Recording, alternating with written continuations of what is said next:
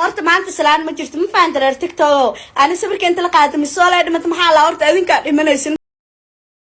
haddaba muuqaalkaas hadii aragtay hamrugoon hana walwali hadda koor ayay ahayd markii arintan oo kale qabsatay oo la sheegay in ay geeriyootay waxaana hadda sidoo kale barnaamijkeeda loo soo cusboonaysiinay marka la geeriyooto oo ay dhimatay qaar kamid ah familkeeda oo xitaa wali ka warheynin halka ay gabadhan ku jirto ayaa ka murugoonay laakiin xogta xasaasiga ee aan helay ee sida la xaqiijiyo waxay sheegaysaa in ay sax tahay in Mrs. Wall la afduubay oo Muqdisho laga afduubay laakiin waxaa la ii sheegay in la geeyay waxaa la ii sheegay in Mrs. Wall ay kaxaysteen ama ay afduubkaasi u geysteen. Assalaamu calaykum saaxiibayaal meel kasta aad joogtaan si kastoo maqalkii gadiin soo gaaray baalka adiga daawanaysaan waa channelka Shaacir Sheekay waa walaalkii Shaacir Sheekay ku soo dhawaada barnaamijka dalaynta bulshada idin kugu hay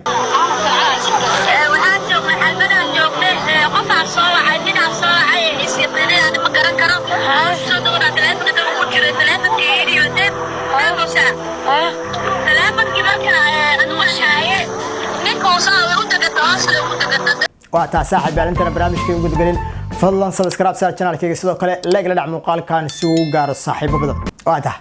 hadaba daawadayaal tan iyo muuqaalka kariye markaan soo galiyo naga hadlay gabar Soomaaliyeed lagu magacaabo Miss Wall taa oo magaalada Muqdisho lagu waayay waxa jirtay dad badan oo ka walwalay halka ay gabadhaasi ku dambayso xaaladeedu meesha ay ku sugan tahay ma dhimatay mise waa ay nooshahay hadaba waxaan helay xog xasaasi oo ku saabsan xaalka ay gabadhaasi ku sugan tahay waxaad isweydiinaysaa yaa afduubtay gabadha maxaa loo afduubtay inkastoo aad ogtahay halka laga afduubtay waxaad isweydiinaysaa xagee bay hadda ku sugan tahay ma nooshahay mise waa ay dhimatay xogahaas oo dhan baan ka dabageyn doona hadii baraale ka noqdo laakiin intaan ugu galin fadlan muuqaalkan si share garay si dad badan oo arintani ku murugsanaa ay aga warhelaan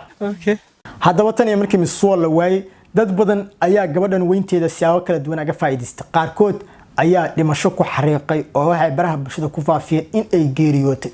halka qaarkoodna ay ka sameeyeen page fake ah ka ay sawirada soo gelinay ku hayeen waa prank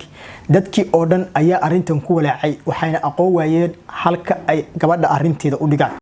horta maanta salaan ma jirto ma fahantareer TikTok ana sawirka inta la qaaday misoolay dhimata maxaa la horta adinka dhimanaysan faanta qof walba waqtigiisa ku dhimanaa waqti lagu madalaa marka ay misoolay dhimatay hooyada oonaysa ay soo cad walaalahay oonay ilaahay qofku waxa soo bi waalidkiisa Allah ka dil asay hadinta cimri degdeg Allah ku rido hatta uu dhintaa wicilka dad qof walbana uu dhimanaa faantay waqtiga lagu madalaa horta ana waalidkay oonay inta soo can horta ma kana xaysin miya waalid oonay ma kana xaysin miya hadaba muuqaalkaas hadii aragtay hamrugoon hana walwali hadda koor ayay ahayd markii arintan oo kale qabsatay oo la sheegay in ay geeriyootay waxaana hadda sidoo kale barnaamijkeeda loo soo cusboonaysiinay marka la geeriyooto oo ay dhimatay qaar kamid ah familkeeda oo xitaa wali ka warheynin halka ay gabadhan ku jirto ayaa ka murugoonay laakiin xogta xasaasiga ee aan helay ee sida la xaqiijiyo waxay sheegaysaa in ay sax tahay in Mrs. Wall la afduubay oo Muqdisho laga afduubay laakiin waxaa la ii sheegay in la geeyay meel ka baxsan magaalada Muqdisho oo dhowr kiiloomitir u jirto oo aan magaceeda hadda xusana laakiin sabab family aan u qarinay hadaba Mrs. Wall waxa la igu sheegay in ama cid cadow ku ah ama cid qof ama dawlad ha ahaato ama qof kale oo enemy ku ah inuusan afduubanin oo san afduub u geysanin ayaa xogta la igu sheegay waxa la ii sheegay in Mrs. Wall ay kaxaysteen ama ay afduubkaasi u geysteen qaar kamid ah familkeeda kuwa oo doonaya inay geeyaan xarun dhaqan celis oo Muqdisho meel ka baxsan ku taala dadka xogta ila wadaagay waxay sidoo kale ii sheegeen inay gabadhu 100% caafimaad qabto ayna arin family darteed hadda u xiran tahay oo qaab dhaqan celis ahaan loo afduubay oo san afduubku ahayn afduub iyada lagu dhibaateeyo ama dib u geysanay xogta waxay tahay maadaama dadku ay ka roolsan yihiin gabar Soomaaliyeed oo magaalada caasimadda lagu afduubtay dadku ay isweydiinayaan maxaa loo afduubtay ayaan xogtan u soo gudbinayaa darteed xaqiiqadan waxay tahay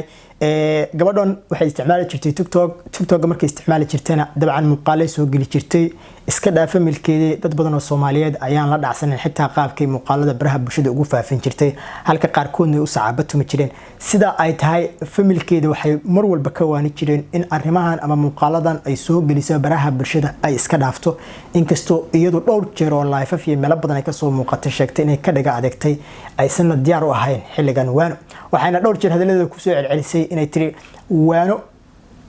horteed abuurisa ka horeeyay ama waano abuuris baa ka horeysay ereygaas oo kale aad u adeegsan jirtay taas oo ah inaan qofna iyadoo wax loo sheegay aysan qaadan karin dhalinyaro badan ayaa isku dayay inay ka dhaadhiciyaan inay qaadato xijaabka isla markaana ay joojiso muuqaalada xun ay baraha bulshada ku faafinayso iyadoo way ka dhaga adeegtay waxa xusid mudan intay baraha bulshada ku jirtay waxay dadkeeda ama dadka ku xiran ama saaxiibada ku xiran ay u sheegi jirtay ama ka dhaadhicin jirtay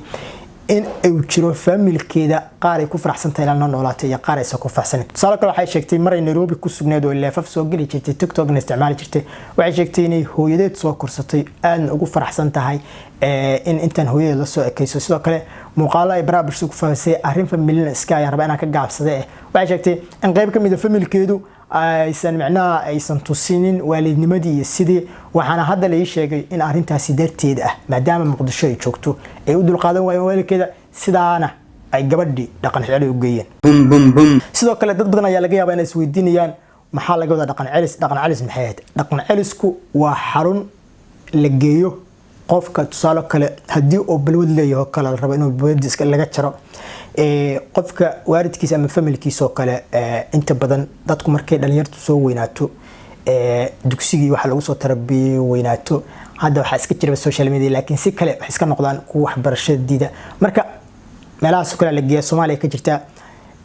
sidoo kale qurbaha dadka ku soo halaabay oo sida awrta u socdo kale iyagana inta la qabto baa xaruntaas kale la geeyaa dhaqan celiska waxa la geeyaa balwada aan soo sheegay dadka balwada inta badan aad ku isticmaal waa la geeyaa sidoo kale waxa la geeyaa dadka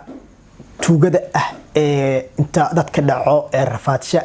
familkooda warka maqli waaya ba familkoodu lama amaanka la xiriira kadibna halkaas baa lagu tuuraa hadaba dhaqan celisku sidee u shaqeysaa xarunta dhaqan celisku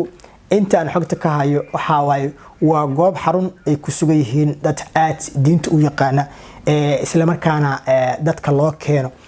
qaab kule jahaan ula dhaqmo oo dadka xarumo iyo qolal jiifo sameeya waxaana dhaqan celiska inta aan xogta ka hayo dadku ay ku xirnaadaan ilaa muddo iyo 6 bilood ah hal sano 2 sano qaar baa loo jiraa markaas ay meesha ku xiran yihiin familka ama dadka soo xirtay waxa laga qaadaa lacag gaaraysa adil lacag aad u tar badan $2,000 gaaraysa ama 3,000 ha aata ama 4,000 ama 5,000 adiga inta sanad lagu la heshiyo qofka ku xiran tahay qofka markii uu tooso oo noqdo qof shiiq ah oo fiican oo waalidkiisa sida ay ka rabeen wadadii qaaday ayaa la soo daayaa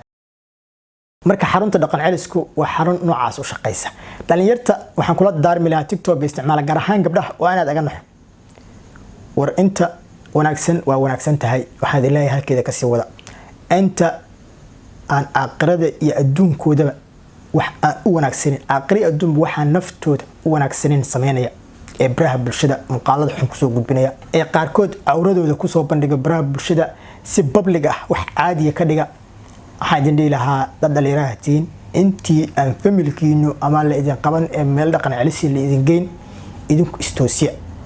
oo qaata waana fiican oo dadku xidin sheegayaan ka yeela